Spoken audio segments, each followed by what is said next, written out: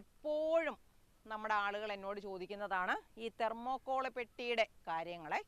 അപ്പം ഞാനതിന് വലിയ താല്പര്യം കാണിക്കാത്തതിൻ്റെ കാര്യം എന്ന് പറഞ്ഞാൽ, ഇപ്പം ദേ ഇവിടെ നോക്കി, ഈ പെട്ടി കണ്ടോ, താഴെ വരെയും ഇങ്ങനെ വിട്ടുപോകും. സാധാരണ ഒരു കൃഷി കഴിയുമ്പോൾ തന്നെ ഇതിൻ്റെ പരിപാടി തീരും. പിന്നെ നമ്മളെ കൊണ്ട് പറ്റത്തില്ല, നമ്മളൊരു ജോലിക്കാരനെയൊക്കെ നിർത്തിയിട്ട് വേണം ഒന്നുകിൽ ഇത് മാറ്റി ഇതിനകത്തെ മുഴുവൻ മണ്ണിനെയും മാറ്റിയിട്ട് ഇതിനെ പുതിയതാക്കി ഒട്ടിച്ചോ കെട്ടിയോ ഒക്കെ എടുക്കാം.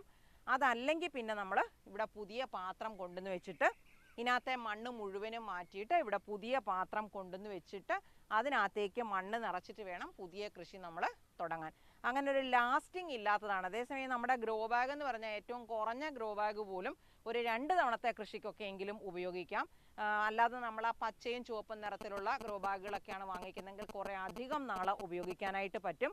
ഇതാണ് ഈ പാത്രത്തിൻ്റെ ഒരു കുറവ്. പക്ഷേ നമുക്ക് നല്ല വിസ്താരമൊക്കെ കിട്ടും, കൂടുതൽ മണ്ണ് നിറയ്ക്കാൻ പറ്റും. അങ്ങനത്തെ കുറേ കാര്യങ്ങളൊക്കെ ഇതിനുണ്ട് തന്നെ, അങ്ങനത്തെ ചില ഗുണങ്ങളൊക്കെയും ഉണ്ട്.